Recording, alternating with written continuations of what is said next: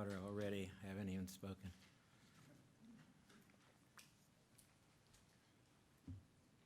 Well, I want to begin by thanking Wyatt for inviting me here again.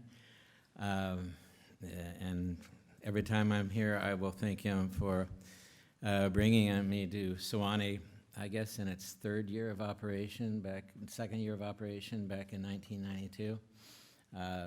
I came here as a Dakin Fellow, and it was enormously important for me and really did change my poetry life, literally. And I appreciate that and all that the conference has done for me. I want to thank Megan. I want to thank the staff. I want to thank Adam for getting this handout out so soon. I gave it to him at Wyatt's party. I come to this particular craft presentation with a little bit of trepidation, and you can actually see the marks of that trepidation on the handout here. Right. They look like scansion marks, but they're really me losing my mind. And the trepidation is because anytime you talk about, what William Blake called minute particulars like this, the actual scansion of a metrical line, and you might look at the last works that Blake produced and think that he had nothing metrical about his lines, but in fact it's something you have to look at if you're going to look at the growth of his poetry and poetics over an entire career. So we have to do this, but scansion metrical talk of any kind can be extremely boring. Some people have been known to use it as a soporific to get to sleep at night. Some people, if you talk about scansion too much, will put a gun to their heads. If you want to do that, please go outside. It's just really, really difficult to talk about it and to keep people interested. This particular talk, which is called Blake's Sound, just the kind of sound that Blake made and the development of that sound, and really the most of the work was trying to figure out how that sound related to the mythopoetics, the myth that he created over his work, which in itself is extremely difficult to understand. But I guess the growth of this began with a book I published on Blake about 35 years ago. So when I was thinking about giving a talk here, I thought, maybe I could do something with Blake, and I had forgotten almost everything. That sometimes happens when you do a scholarly book, is you finish it and you never want to see it again.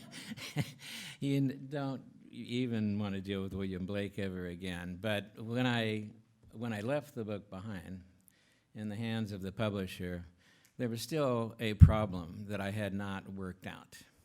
To me, because I was doing mostly nothing but writing poems then, it was a problem that I remained interested in. And so when I thought I'd give a paper, I'll try to work that problem out.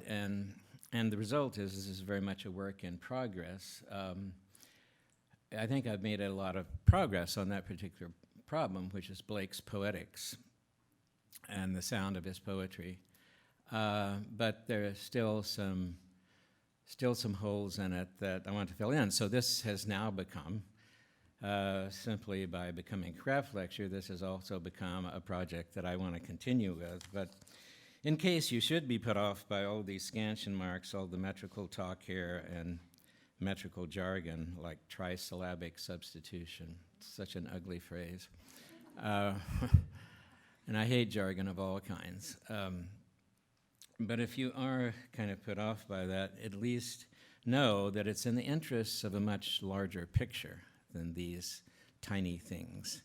And if you go to the last page, it's just 2 pages, the second page of the printout, you can see this is actually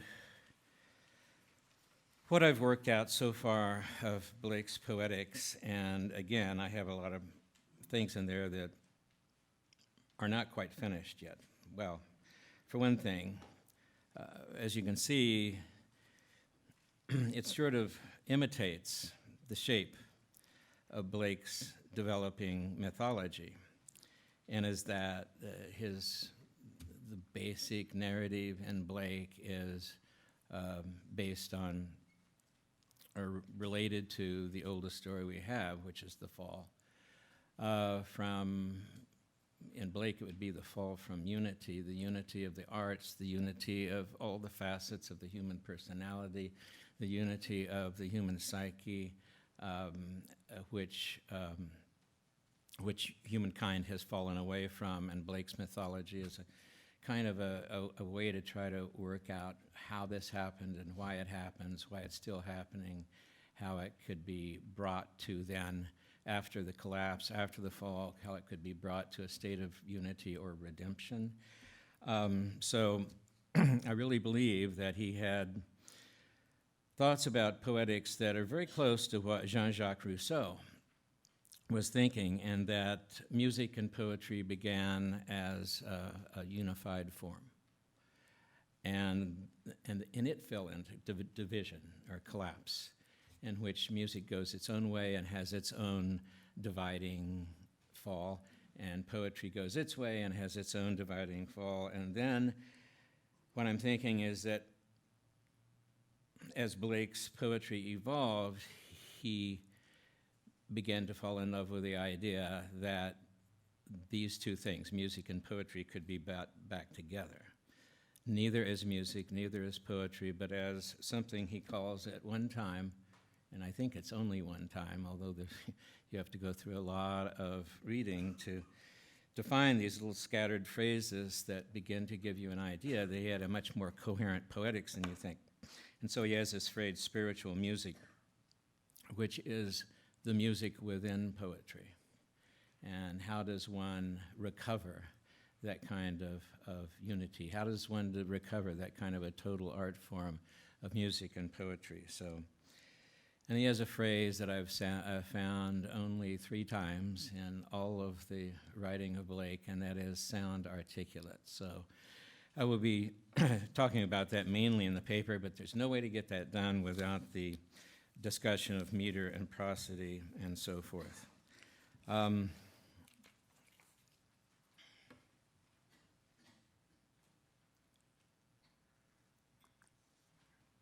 guess I am supposing that you know who William Blake is. And if people know anything, it's, he was a mystic and saw angels and trees and so forth and so on. And I really feel, as Northrop Frye, one of the great, great commentators on William Blake, did decades ago, that really it gets in the way. If you think about Blake as a mystic, it really hurts more than helps. It gets in the way of trying to understand in a rational manner certain things in his work that you need to understand in order to move from one poem to another. So this really isn't the crazy, wild, mystical Blake here. This is Blake seen through rational eyes. And that makes me uncomfortable because Blake didn't even like the word rational. So, anyway, I shall begin here. Blake's sound. The title of this paper actually comes from a time of my life when I was passionately interested in both poetry and jazz, mostly bebop. Intended to use the same phrase in talking about either. For example, Jerry Mulligan's sound, or the sound of the later John Coltrane, which was controversial, or the modern jazz quartet sound, which was quite distinctive, or in poetry, the unmistakable sound of the poetry of Dylan Thomas, for example, which was enhanced by his magnificent voice, and after his famous poetry readings at the 92nd Street Y, was rumored to attract torn bits of paper from the audience with women's phone numbers on them. And so we tried to imitate that sound, so wonderfully thick and dense with sonorous vowels and consonants with a kind of biblical prophetic intonation, and so made fools of ourselves and perhaps learned from that. And I have time for just one quick story here about this probably apocryphal story about women passing up their phone numbers to William Blake. So, excuse me, not to William Blake. Right. Though that was maybe one of the perks of his craft too. I don't. To Dylan Thomas. I was giving a reading in Palm Springs a long time ago, and people are always late to poetry readings. You always figure on that. So I was just chatting with the audience, and I was telling that a little story about Dylan Thomas and the scraps of paper with the women's phone numbers on them. And as I was talking, I don't mean to be unkind here. This was not just a very, very old woman. This was an ancient woman. First time in my life I would have ever guessed that a woman's age was actually over 100, but she was moving so slowly. She was coming into the poetry reading, and she was moving so slowly that I kept looking like that. And I was thinking, the library closes in an hour, and she's going to be trapped in here. So this lovely old soul, though, went over to the side, moving toward the back row, and I was kind of aware of her throughout the reading. It wasn't such a distraction, but nevertheless, I went on. She had heard me tell the story about Dylan Thomas, and so I went ahead and I gave the reading, and then after the reading, there was a little line of people up with books to be signed, as normally happens, and she got up from her seat and began to move toward me at such a slow pace. Again, I was thinking, she's going to live the next 100 years of her life inside this library. And so as I was chatting with people and signing books, she was moving so slowly toward me, yes. And I guess the timing was okay, because I got down to the last person to sign their book, and she was only maybe a yard away from me.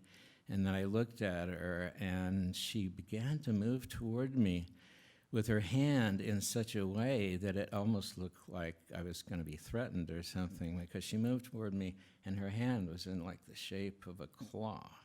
And she got up, and she stood before me like that, and finally I figured it out, and I put my hand down, and she put her phone number in my hand, and all I could do was give her a big hug, and I was a little ambiguous about whether I was going to call her or not, but okay, I hope you like that story, because that's likely to be the only one for the rest.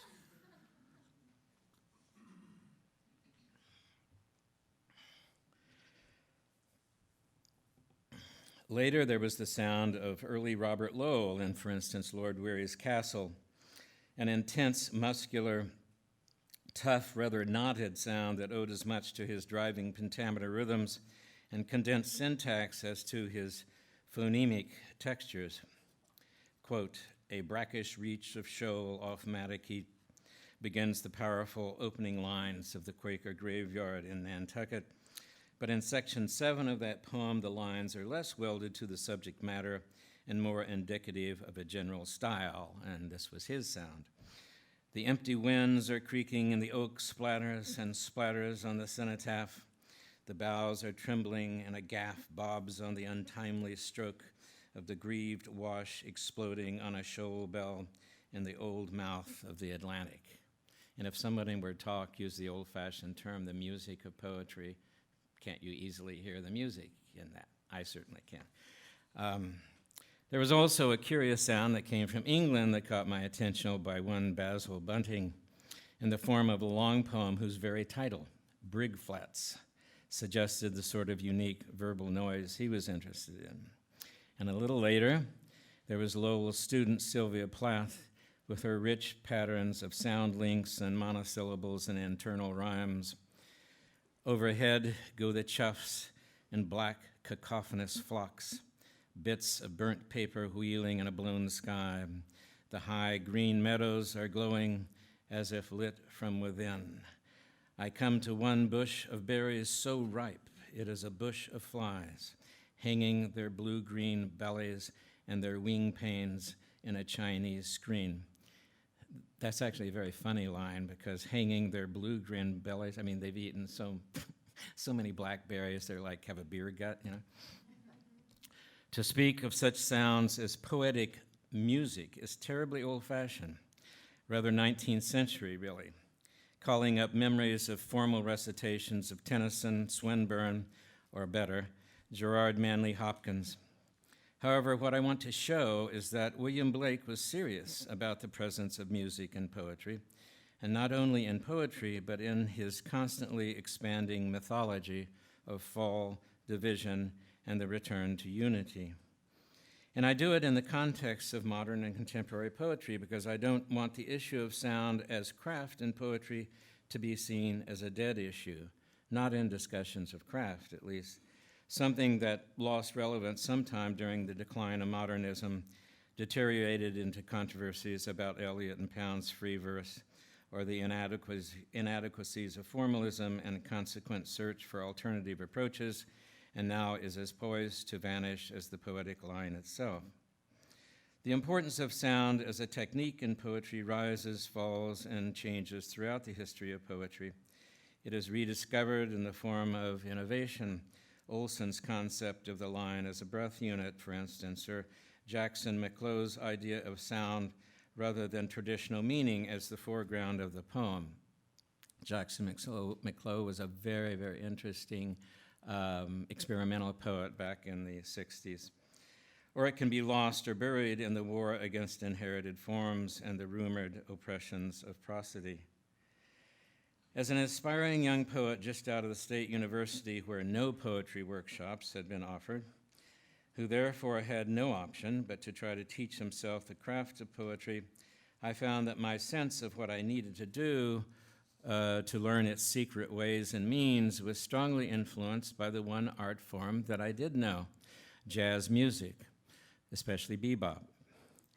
New and increasingly complex dissonant sounds were the very stuff of bebop, so I would try to pick up on that through a very analytical kind of listening, study, imitation, and practice. Improvisation skills were everything, so Charlie Parker was essential but inimitable, though he did have this disciple, Sonny Stitt, who came very close. In going from the somewhat soft, velvety, pure sound of Stan Getz to the hard, aggressive tones of later John Coltrane or Sonny Rollins required a lot of practice. Quick riffs, sometimes lifted from other musicians or older melodies, as well as edgy, long solos, like the famous one by a musician named Eddie Lockjaw Davis, who was with Duke Ellington at Newport in the 50s. And so, when it came to poetry, it made sense to me to do the same. Study, that is, analyze, imitate, and practice. I wrote in many, though certainly not all of the meters, imitated Shakespeare's blank verse, Whitman's Old Testament parallel syntax, the most sensuous, delicious passages in Keats, like the food description in The Eve of St. Agnes, if you've read that poem. Hopkins, of course, with what I regarded as a very bebop kind of sound, emerging from, of all places, Victorian England. I mean, the sprung rhythm and like 7 stressed syllables in a row, I thought all of that was really cool. And I was working that way during one of the most experimental, sound-rich periods in American poetry, marked conveniently for literary historians by 3 poetry anthologies that appeared within a few years of each other. First, Poets of New England and America, which was the old sound, mostly 50s formalism. The Donald Allen New American Poetry, which was the new sound. The Beats, the New York School, or poets who would become the New York School. Black Mountain Poets, and others. And then, finally, a controversy of poets which tried to be a synthesis of the thesis and antithesis of the other 2. This is old literary history for almost all of you, but it was the contemporary scene for me.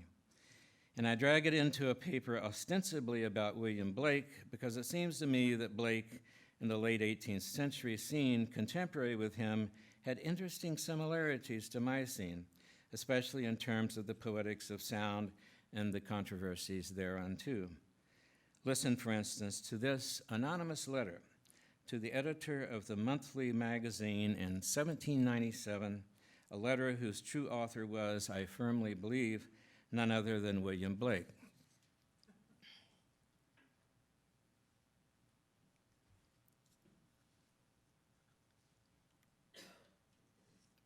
I should be like Charles Bukowski and have a refrigerator full of beer on stage. Cold beer.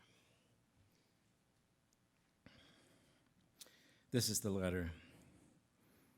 If, beyond the simple description of real objects, it be understood to be the peculiar privilege of the poet to give ideal existence to objects and scenes of which no archetype is found in nature, if we be told that fiction is the hallowed temple of poetry and reminded of, quote, the poet's eye and a fine frenzy rolling, this character may be ascribed to poetry in its full extent, without confining it within the narrow enclosure of meter, by the united aid of memory and the power of association to give birth to imaginary beings, to transfer the powers of one being to another, to people any part of the universe with new forms, to call up specters from the infernal deep, to bring down divinities from the celestial regions, and even to bestow personal existence upon abstract ideas.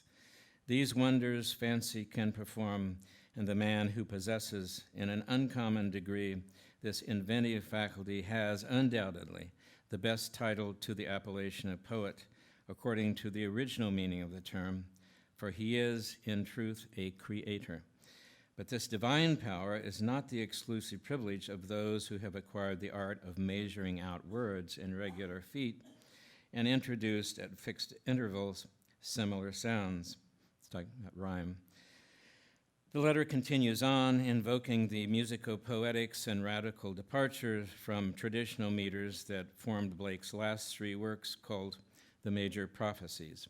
And I will be referring to these three works, but mainly to this one that was unfinished, never printed, called The Four Zoas. Anyway, they were the last three poems of his life, The Four Zoas, another poem called Milton, and then this huge baggy monster called Jerusalem.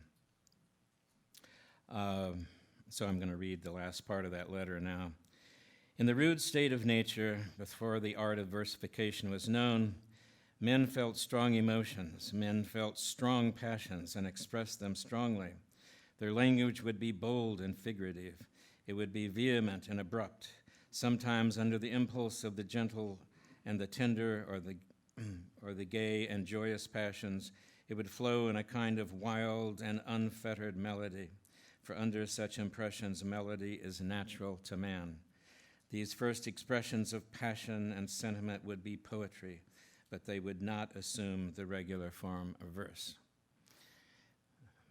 There were letters, or at least spoken complaints during my own time in the 60s, where if they had just used contemporary diction, they would have been saying exactly the same thing. Blake's friend and employer, the politically radical Joseph Johnson, who published Thomas Paine and Mary Wollstonecraft, sold the monthly magazine where this letter was anonymously printed. And Richard Phillips, its publisher, was also a friend for whom Blake did occasional engraving, although certain phrases in the piece, such as specters from the infernal deep, have a distinctly Blakean ring. The most significant is unfettered melody, lifted directly from the preface to Blake's last poem, Jerusalem, with its radically unfettered long line based on an analogy with music, or what I think it's Blake writing this letter, called melody. Blake says elsewhere, quote, poetry fetters the human race. For Blake, poetry and music were closely connected, and the connection was the line, a line of freedom and expression. The clarity and strength of the poetic line was for Blake tantamount to a moral principle. Quote, the great and golden rule of art as well as life is this, that the more distinct, sharp, and wiry the bounding line, the more perfect the work of art, and the less keen and sharp, the greater is the evidence of weak imitation, plagiarism, and bungling. But such a principle also derived from the sister arts aesthetic movement of his time that regarded music, poetry, and painting as based on the same or analogous principles, and thus the line. An expression as opposed to imitation as the ultimate purpose of all the arts.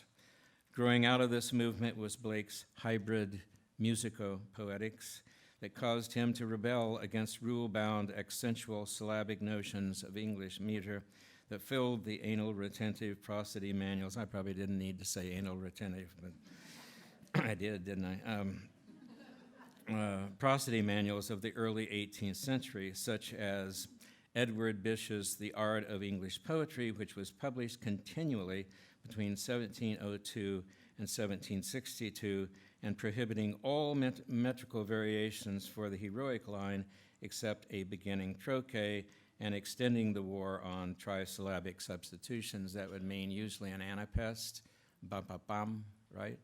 Rather than an I am, bum-bum, like that. Maybe anal retentive isn't so bad, I mean, they were just producing prosody manuals in which the laws were being more and more restricted in the early 18th century. So many, and Bish's was the main one. And he was really against, three-syllable feet being substituted for two-syllable feet in all poetry, but especially in the heroic line, the iambic pentameter.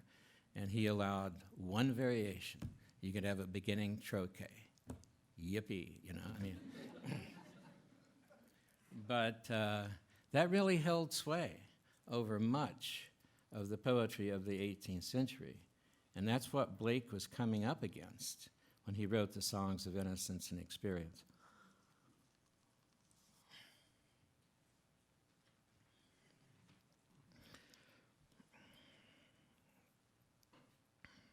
Where did I leave off here? My God, I shouldn't look up like that. Yes, I left off at anal retentive. Blake's first extensive experiment in song-based lyrics that would permit him exactly the variations that Bish condemned was the Songs of Innocence and of Experience. According to Alan Cunningham, Blake's contemporary, the songs were literally composed by Blake as songs with melodies. I'm quite aware that song is a frequent synonym for poetry, but in Blake's case, Cunningham said that he actually did compose songs for melodies for the Songs of Innocent Experience. And he would perform them at the musical soirees of one Mrs. Matthew, who was a kind of a patroness of the arts. The songs, in other words, are not just a double form, poetry and visual art, which Blake called illuminations rather than illustrations, but a triple form, poetry, art, and music. Example A would, of course, be The Tiger, and I trust that everybody here knows this poem, and this would be the first example on your handout sheet. And I've simply scanned it the way most people will read it aloud, with really heavy accents and what would seem to be a trochaic meter, at least for the first three lines. Tiger, tiger, burning bright in the forest of the night, what immortal hand or eye could frame thy fearful symmetry? And yes, that could be, a poet saying, well, I want a kind of perverse, unconventional sound to the thing because I'm, in the tiger he's talking about how could evil and good exist side by side? It's difficult enough just having evil in the world, but what about the fact that most of the time you can't tell them apart, And that was a great perversity of Blake. And so he could have been doing that, but if he did, in fact, compose melodies for the songs, as I think he did, there is a different kind of rhythm in song than there is in spoken poetry. And in 18th century conventional spoken poetry, it would be, so many syllables per line, so many feet per line. But if he was composing melodies, then he would be hearing what he was composing the way somebody who writes songs would. And then he would be writing in what would be time meter. That is, there are spatial limits in when you're counting syllables. But if you're writing in time meter, then it's time limits. That is, it's equal time between each stress of the poem. And if he writes that way, it would have opened up for him the realization that, in fact, when you're composing that way, even though the accents are throwing you into trochaic, it's also actually showing you that musical meter, time meter, and the three-syllable feet that appears in it often are perfectly viable in poetry. For instance, what I'm talking about is the second line. We say, "In the forest of the night." And if you just wrote that as maybe a couple of phrases in a line of prose, you would very likely not stress in and of, and you would say in the forest of the night, which would be trisyllabic substitutions. So that's one possible way that Blake used in the Songs of Innocence a lot more, again, excuse the jargon, but trisyllabic substitutions, almost always anapes, than seemed to be allowed in all of the prosody manuals in the 18th century. Whether because of the rhythmic influence of the melody composed for the tiger or the parallel between the metrical foot and musical bar, which would be time meter, theorized by Joshua Steele and other liberal prosodists of Blake's time, it is interesting how the trisyllabic foot is opened up for him as a result, and scholars of the period seem to believe unanimously that this, however trivial it may seem, had an indirect effect on the metrical practices that followed Blake. And the thing there is that Blake was almost entirely unread, but some people, like Coleridge, had read Blake, and Coleridge very openly thought Blake was a genius. And so I don't know how if it influenced, I don't know how it traveled, but in the Romantic period and the beginning of the 19th century, trisyllabic substitution became quite common, and I guess that Mr. Bish probably spun in his grave over that. Notice how in the second line, as I've already explained, the tiger, that even though musical rhythm forces us into three strongly stressed metrical feet, if read in the usual non-musical context, separate from the metrical drive of the first line, he might be sounded as an anapest plus the near anapest of "was thy brain." Much the same could be said of the other three lines I've marked. In the first stanza of Little Boy Found, from Songs of Innocence, we find both trochaic and anapestic substitutions, and this is the second thing in your handout. The little boy lost in the lonely fen, led by the wandering light, began to cry, but God ever nigh appeared like his father in white. And you see the anapest there, and ever nigh, and like his father, and elsewhere in that stanza. This is a ballad stanza, and may well be that the popular ballads of the mid-18th century were a third influence on Blake's anapest here. But when Maureen McLean, a prosody scholar, says that, quote, "Song forms untied many of the knots presented by the 18th century prohibition on trisyllabic substitutions." In Blake's case, I think she's talking about the melodies he actually composed for his own songs. Here's one more example which I present because it's pretty extreme for the prosodic environment in which Blake was working. And this is example 3 on the handout, and I won't read the whole 4 stanzas. You will get the point very early on. When the voices of children are heard on the green and laughing is heard on the hill, my heart is at rest within my breast, and everything else is still. Then come home, my children, the sun has gone down. You see the anapest at the end of the first line there? Yeah, well, that's what I'm calling trisyllabic substitution. And if you read through the poem, as I don't think we have time for, you would see that in all the other stanzas. Notice that here Blake quote, had put syllable counting far behind him. Feet of 2 or 3 syllables are mixed in nearly equal proportion. As one scholar of such matter has said, quote, Blake's use of the trisyllabic foot was the boldest of his time. So a very tiny matter, but of radical importance to Blake as he was developing the sound of his poetry. Given how this proved to be a breakthrough for Blake, moving beyond the old strictures to discover how trisyllables, especially anapaests, could work perfectly in sync with the classic iambic, one would like, for the sake of symmetry, to be able to mark a long, steady progression over his career from the lyric poems to the narratives and what are called the minor and major prophecies, whereby Blake grows progressively but gradually more experimental, varying his expanded meter in successive stages to arrive at the long septenary, that's a 7-foot line, okay?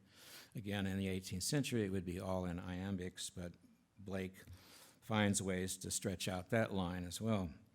The long septenary line of the 4 Zoas, again, one of the major prophecies at the end of his life, or what some rather too easily would call the visionary line.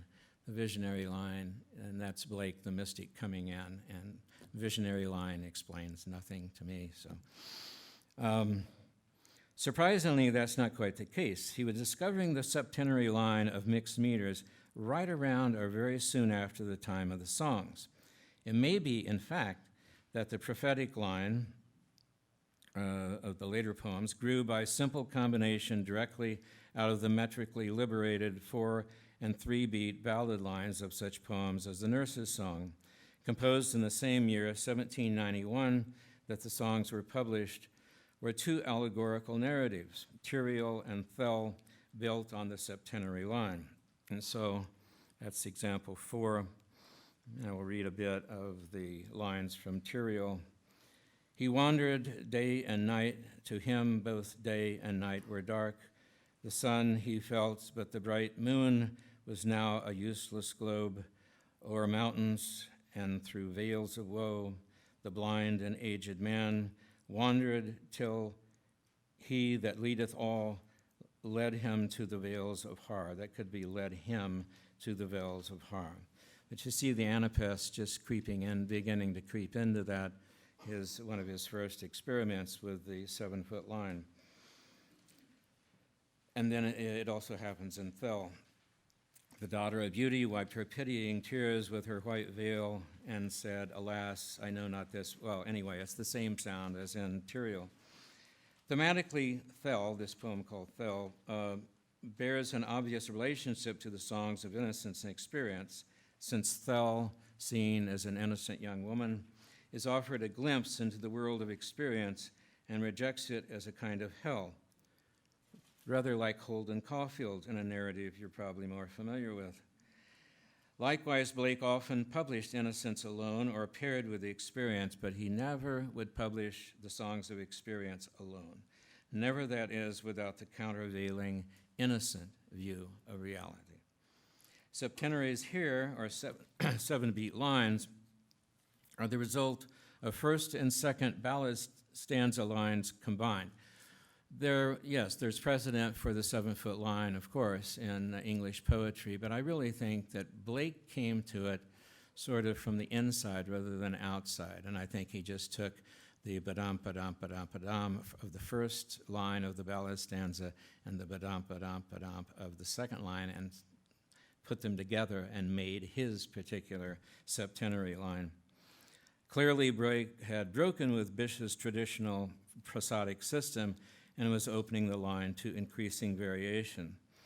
So, metrically speaking, a relatively new sound had come into English poetry of the 18th century, though few would know it, since Blake was so little read and the magnitude of his achievement largely ignored until Yeats published his edition of Blake with Ellis near the end of the 19th century.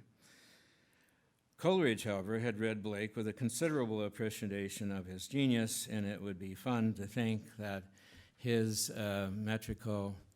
mixed meters in the songs of innocence and experience influenced the mixed meters in Kubla Khan, and I can want that to be, but I can't prove it. Although the septenary line came much earlier in Blake's experience than we might expect, experimentation within that form expanded, and therefore leading directly to the highly improvised line of the major prophecies is the unpublished manuscript of what's called the Minor Prophecy, the French Revolution, which was composed in 1791.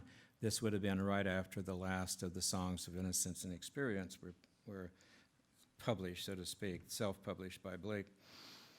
And in that particular poem, the anapest becomes the norm rather than the variation, as you can see, and that's example 5.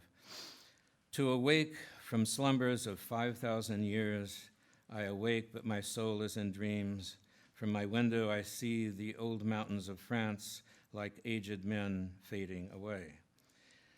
We are not far from the still 7-beat but highly varied line of Jerusalem, his last big poem, Blake's, as I say, which he defended probably against Bysshe and his followers. And this is a quote from Jerusalem, and I don't think this is on your handout. I therefore have produced a variety in every line, both of cadences and number of syllables. Every word and every letter is studied and put into its fit place. The terrific numbers are reserved for the terrific parts, the mild and gentle for the mild and gentle parts, and the prosaic for inferior parts. All are necessary to each other, even though prosaic. I mean, this is kind of like Blake saying, yeah, okay, it's prose, so what, you know? And with this, I think we can move away from the metrics and scansion, fun as they have been, and begin to talk somewhat speculatively, I admit, about Blake's sound as it existed in his mythology. That is, his vision of the world and of the arts, his Gnostic sense of unity, disintegration, and return to unity, and how the poem embodies this vision, how the language, the craft, the form, the sound become, at his level of genius, inseparable from the content, the soul contained within the body. First, you need to know the general shape of Blake's very complex, and I'm doing terrible oversimplification of this, but Blake's very complex, some might say chaotic mythology, which I've avoided thus far, and you can thank me later. It all derives from the story of the fall from paradise, from unity, and I think of Blake's beginning kind of nothingness before the fall into somethingness, sort of the way one thinks of Advaita Vedanta, the non-dual vision, the fall into division, confusion and chaos, and then redemption and apocalypse. Blake's simplest poetic version of this story is his Minor Prophecy, Urizen, where we begin with the giant Albion before he falls into a kind of cosmic nervous breakdown and divides into the 4 Zoas, each representing a particular human psychological element: reason, imagination, love, and the senses. Later, Blake would write the long experimental poem called The 4 Zoas, expanding the myth but maintaining the same basic plot line of the fall from unity into division. Urizen, representing reason, U-R-I-Z-E-N, your reason, or I've always heard it pronounced as Urizen. Representing reason, but mostly reason in its most abstract operations, as represented by the philosophies in Locke and Hume. Blake was not opposed to reason. He was opposed to the kind of reasoning philosophies of Locke and Hume, which seemed to him to dehumanize human thinking about reality, as the case of Locke, reducing the human being to a kind of behaviorist, Skinnerian thing without free will, produced solely by the environment. So it was the kind of 18th century reasoning and philosophy that was to him oppressive, not reason itself. Reason, in that sense, is the cause of division in the poem named Urizen, when he attempts to gain dominance over the other three Zoas, throwing the Zoan universe into imbalance and succeeding stages of cosmic as well as psychological division. It is, in Blake, just about from beginning to end, the nightmare of both history and the individual psyche. Paralleling this personal mythology during Blake's time was another narrative, an aesthetic, theoretical one, of the fall from unity into division of the arts, delineated by Rousseau and a theorist contemporary with Blake of the sister arts, a Dr. John Brown.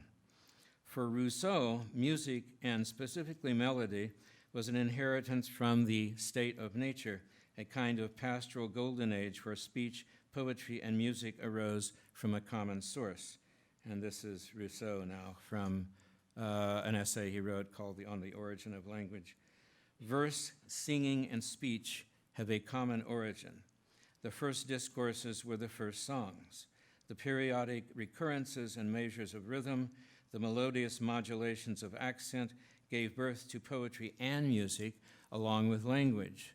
The first tales, the first speeches, the first laws were in verse. Poetry was devised before prose. At first, there was no music but melody, and no other melody than the varied sounds of speech. In other words, a highly musical poetry, or poetry invested with musical sounds, was actually the language, the first existence of language, unified instead of divided between music and poetry. Blake read French and had Rousseau's text available to him in the library of his patron, William Haley. Dr. John Brown, clearly influenced by Rousseau, believed that the arts, particularly poetry and music, had originally existed as a total art form and had fallen, like mankind, into corruption and division, moving ever more widely apart. Blake seems remarkably close to this in his minor prophecy, Urizen, where the fall into space and time includes the separation of music and language. And he calls language there words articulate. And in the major prophecies, in which unfallen language is, he calls sound articulate. Speech articulate, easy to understand. Sound articulate, though, that makes its own meaning, is more difficult to understand. There are some arguably mimetic but also very weird sounds in those last three poems that seem to me to go beyond mere mimesis. And actually, there's a whole big controversy, historical controversy, about whether sound in poetry is mimetic. When I was here as a Dakin Fellow in '92, Donald Justice gave a great talk, craft talk, disproving the idea that sound in poetry worked by imitation, that sound in poetry was mimetic. And so I had that kind of hanging over me as I tried to indicate that if you did believe in the mimesis of sound, then you would be interested in a lot of the stuff that he was doing Blake was doing in the last poems. And this one is on your handout sheet. It's number 6. And this is from this big monster of a poem called The Four Zoas. Okay, let me back up and I'll get back down to that. Take, for example, these lines describing one of the major horrors of the Four Zoas. And he has these characters with all these names, Urthona and Los and Urizen and Enotharmon, and they develop specters and they develop emanations, which are like spouses, but not quite, and it becomes very complex. But anyway, there is this character whose eternal name is Urthona, but in the fall his name changes to Los. And one of the major fours of the Four Zoas is Urthona/Loses, which is the fallen imagination, binding of Orc. The character Orc is the revolutionary spirit, and in which syllable, stress, vowel, and consonant cooperate to produce a crescendo of dissonance that orchestrates the action. In all of the last poems, there is turbulence everywhere, jealousies, arguments, wars of one Zoa upon another, and so he needed a very, very turbulent sound for that. The hammer of Urthona smote the rivets in terror of brass tenfold. The demon's rage flamed tenfold forth, rending, roaring, redounding, loud, loud, loud, and louder, and fired. Those kinds of sounds seem to me to go beyond any attempt at mimesis and to sort of stand alone as a kind of what I think is a rather radical use of sound in poetry in Blake's time. Stress, vowel, and consonant cooperate to produce a crescendo of dissonance that orchestrates the action. This passage is typical of the four zoas, in which the violent phantasmagoria of cosmic breakdown and apocalypse must constantly be echoed in a darkly turbulent music. The prophecy literally roars, especially through such techniques as the alliterated R's and F's and the clusters of plosives, as in the symmetrically sounded rage flamed tenfold forth rending. But the phonemic center of the poem is the ow diphthong, and I think I can really say that. He uses that particular vowel sound, ow, so much that it may be the reason when I was teaching Blake in the 60s that at least one student in the class would always ask if Blake was on LSD. You know. I miss those days. You know. Phonemic center of the poem is the ow diphthong, a carefully selected and consistently repeated sound so expressive of the massive, cavernous howl of the Zoan universe that the work is unique, at least for this reason, if for none other.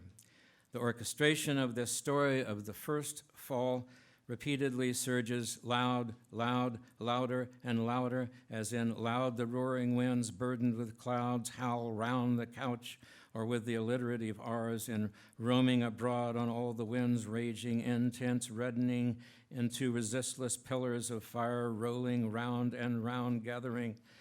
When describing powerful or harsh sounds, Blake inevitably employs repetitions of ow words, as in the sound of instruments that drowned the noise. The war sounded loud and strong, loud, shrill sound of loud trumpet. As in the passage just quoted, Blake's most spectacular use of vowel play, fairly common in the four zoas, is a technique of clustering low-frequency vowels, which are usually raised to prominence by their occurrence in accented syllables and mixing in a few high-frequency vowels for an effect of turbulence and energetic bounding between high and low on stressed syllables. And this is illustrated in part 7 of the handout. And I wonder how much time I've eaten up.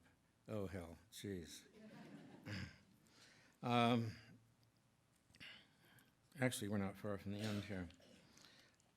I then go ahead to show how he uses what really was a radical sound for his time, but uses it in a way that even poets today use sound mimetically sometimes, you know, trying to get a sound that sounds like darkness or sounds like a great open space or something like that.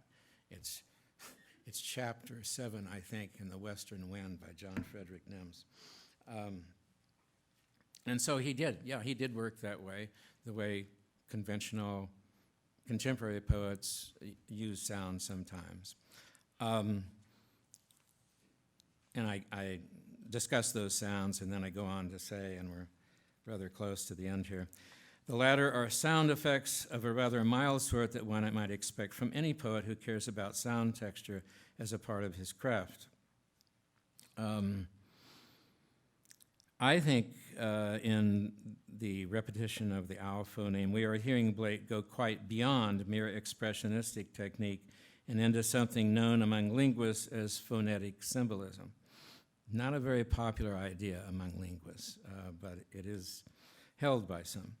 That is, in his search to bring music and poetry, melody and words into closer relation, Blake is beginning to experiment with a kind of verbal music that embodies its own meaning, a sound that is foregrounded beyond the mere stubborn structure of the language, as he says at one point, and is much closer to what he repeatedly calls, this curious phrase, sound articulate, as opposed to what he elsewhere calls speech articulate.